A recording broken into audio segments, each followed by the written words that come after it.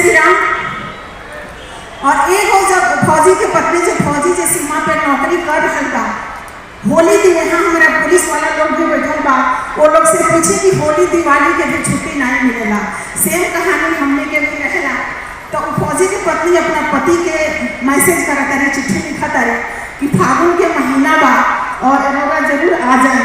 भाव देखिए उनका, फागुन में आ जइहा पिया हो, फागुन में आ जइहा, फागुन में आ जइहा राजा जी, फागुन में आ जइहा। बहेला फगुनी बेयार बसंती, उन्हें बेटी कलबा हमारे हस्ती, रौरे पटी कलबा हमारे हस्ती, देवरा नदिया करेला सब मस्ती। फागुन ऐसा महीना हो कि जे भसु रहेला वो देवर बने के कोशिश करेला, और विशेष करके जेकर पति साथ ना रहेला ओकरा साथे के जरूर होला। देवरा नदिया करेला सब मस्ती, आके गलिया गुलाल लगइहा पिया हो, फागुन में आ जइहा, फागुन में आ जइहा राजा जी, फागुन में आ जइहा।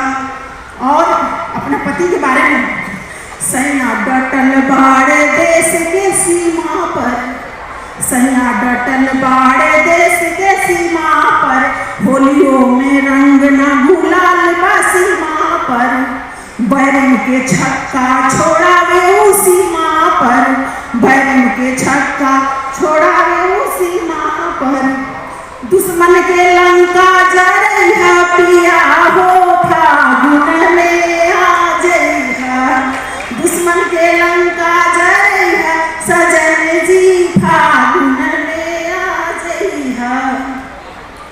बड़ा नीक लागे मोरा फागुन महीना, सबके नीक लागेला। बड़ा नीक लागे मोरा फागुन महीना, याद बड़ा आवेला हमके सजनवा, याद बड़ा आवेला हमके सजनवा, उनका सुहाना दुनिया जानवा। ध्यान दे लोग अगला लाइन पर, देश सेवा में जवानी बीते